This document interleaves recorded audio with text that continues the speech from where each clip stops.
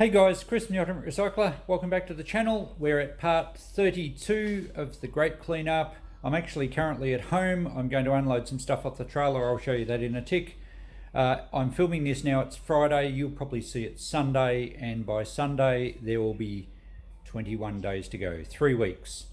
So by the time you see this, hopefully the container's empty. We'll show you that in this video. I'll show you my new shed extension at home and where we're putting the stuff.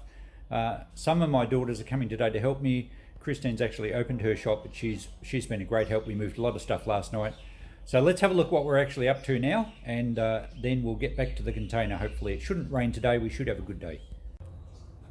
So I've just packed the ute and trailer down the driveway here at home. I've got some shelving that Christine and I emptied last night, and there's some more in the back of the ute. And we've been bringing loads of stuff home in the Territory, in our car, our SUV.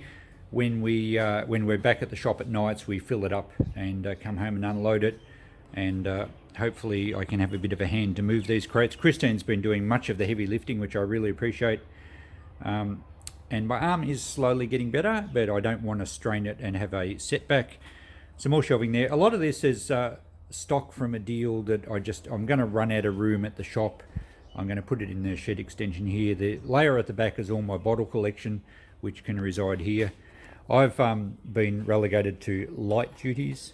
I can see you all unsubscribing with that bad joke.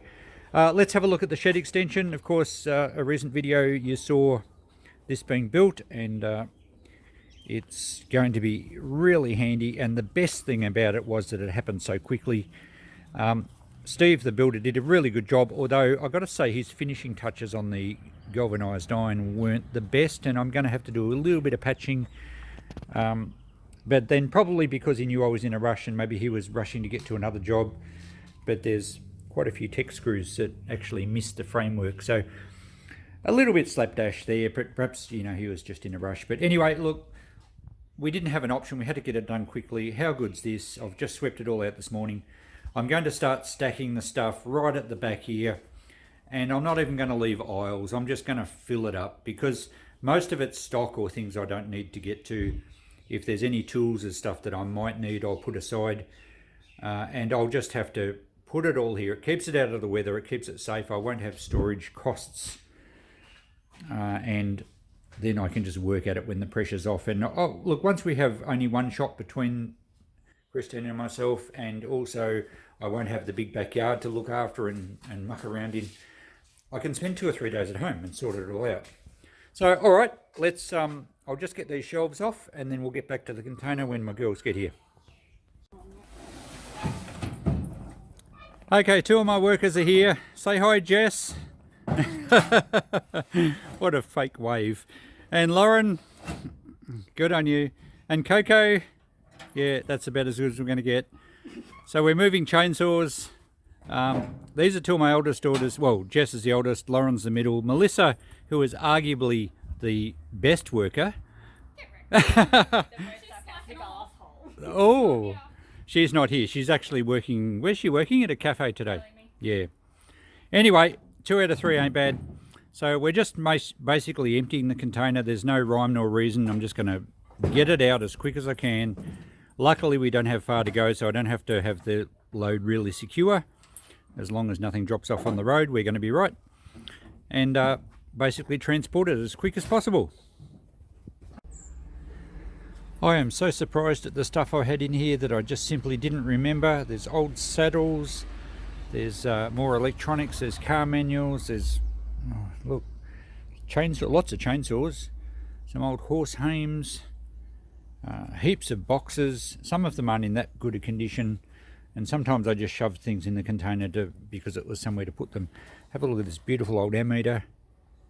I might use that at home. A nice old heavy cast iron voltmeter. A hat box that's very heavy and we couldn't get it open, so I don't know what's in that. A really early carby off a hit and miss stationary engine. There's some really cool stuff. A large blacksmith's leg vise. So a lot of heavy things, which the girls were complaining about constantly, but all in good fun. They're great helpers. I'm not even sure what these are. It looks like letters E. They're like stamps. I honestly don't remember them. It's like the first time I've ever seen them. And some stuff I didn't even go through. When we're cleaning out a shed in a hurry, you just have to clean it quickly. There's a weight off a chaff cutter, I think. Some nice old early brass hinges. Probably a bit hard to see with the sun shining through there. I don't know what's in that tin.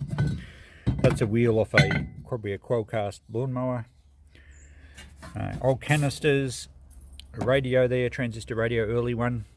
An old Thunderbox, they'd call them, the outdoor toilet. A couple of nice old cast iron wheels. And so we haven't loaded it very thoroughly, like very full, but it's just fine just to drag around the streets. Some really early electric motors. These would be 1920s, I'd say. A nice brass plaque on the top of that one. That's a lovely old box there. There's a table upside down, a little cupboard. So we've made a bit of an impact. We're going to work down that left-hand side, and then we'll try and get the racks out from the back before we tackle this side. So I'm going to take this around home now, and we'll start unloading and stacking it in my shed. Back for the second load now. Jess will be here shortly. We just had some lunch and a coffee to keep our spirits up. Some of the stuff we're finding here is really cool. Have a look at this beautiful old, this would be 1800 sometime, certainly Victorian. It's actually a blacksmith made crane. I guess you'd call it a crane. It's a pivot arm that they would have used in front or beside an open fire in one of the early colonial cottage kitchens. And the idea is to hang your large cast iron pot off the end of the hook, and then the whole crane assembly pivots around, and you swing either the large kettle or a pot over the open flames of your open fire in the kitchen. Really lovely old piece, great history. There's some pretty cool things in here. Have a look at what I just put on the trailer. Now, I'm not totally sure what this is. I think it may be it's a mould, but I think it may be for forming leather work for horse harness.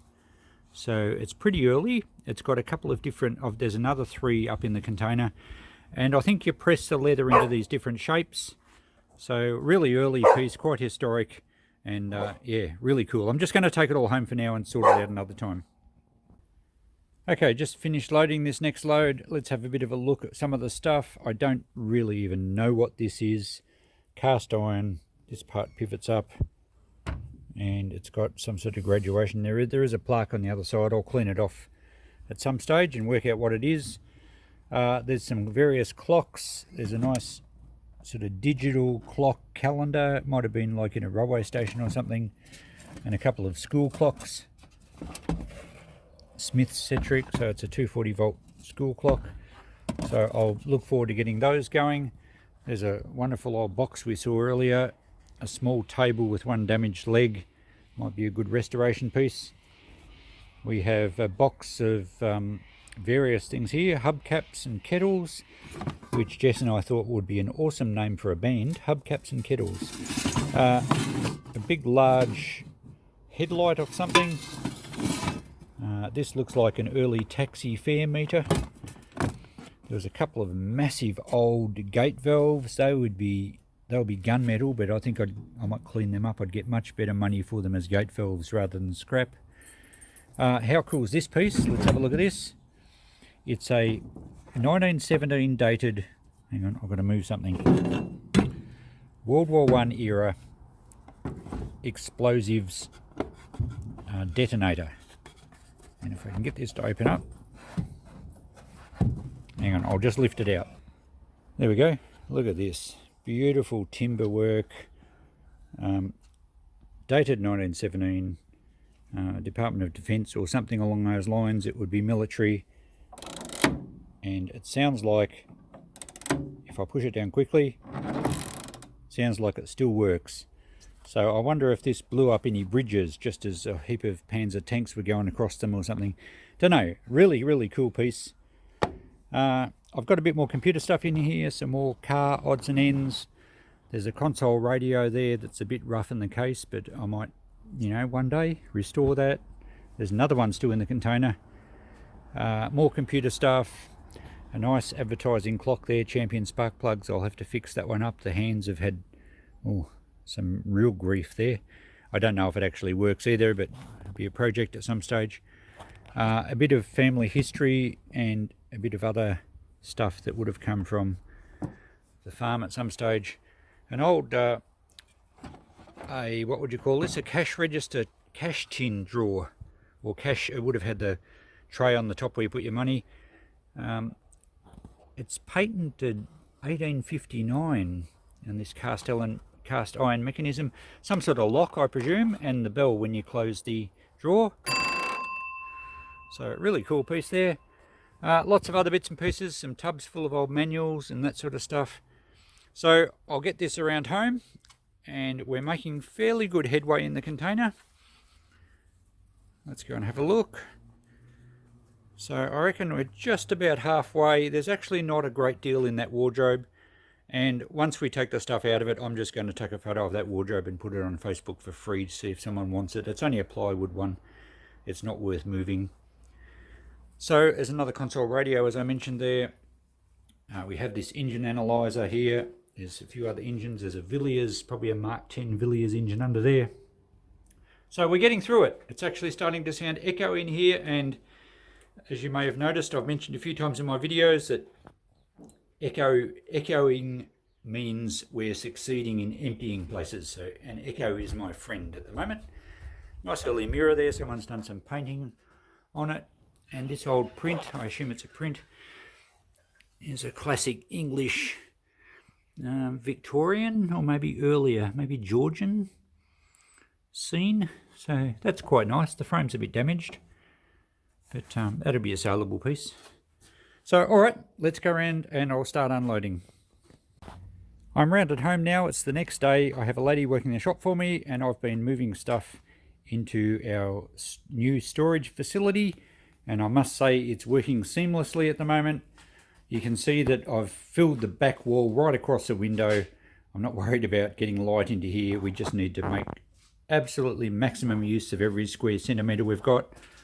So packing things right to the roof. I'm trying to keep them in sort of groups. So the milk crates in that far corner were all one deal. I wanted to keep together. The other milk crates here just helped me move all these. These are my bottle collection. I've got some chainsaws shoved down the bottom, making use of all these steel racks that we've had at the shop. I'll be bringing more home. A lot of those big boxes are quite light. They're just full of light fittings, quite light. I'm making lots of light jokes. Really cool stuff again. Lauren remarked when we were in the container yesterday saying, "Who the hell is Roger and what are you doing with his stuff?" I thought that was quite funny. And Jess actually said, "Yes, you've got a point, but I bought that off a guy called Roger, obviously, and I've never been through it." So it looks like some really old car manuals, all sorts of bits and pieces. I don't remember what was in this one. And I'm going to, some old toys. Tin toys. Well, they're always fun and usually quite valuable, but we'll get to them down the track sometime. There was also another clock, same code, dated 1937, I think. I can't quite read that. You might be able to through the camera. Case looks a bit rough, but it might be a good one to get going.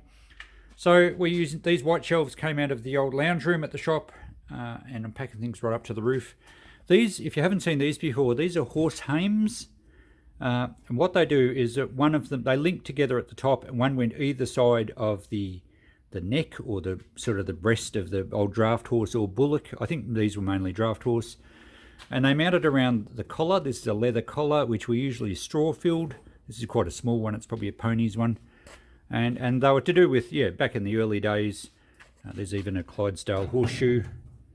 They were basically a part of the harness set up for horses to operate farm machinery and whatever else they had to pull along. They sell quite well. Another box of old rusty bits and pieces. So lots of really cool stuff. I'm certainly going to look forward to going through this in later times. There's that large book press that someone spotted the other day. Beautiful piece. Some saddle things. I think these might have been even camel saddles. I'm not sure. They certainly don't look like a normal horse saddle. So the storage shed's working well. I'm not going to have aisles, even though it kind of looks neat now.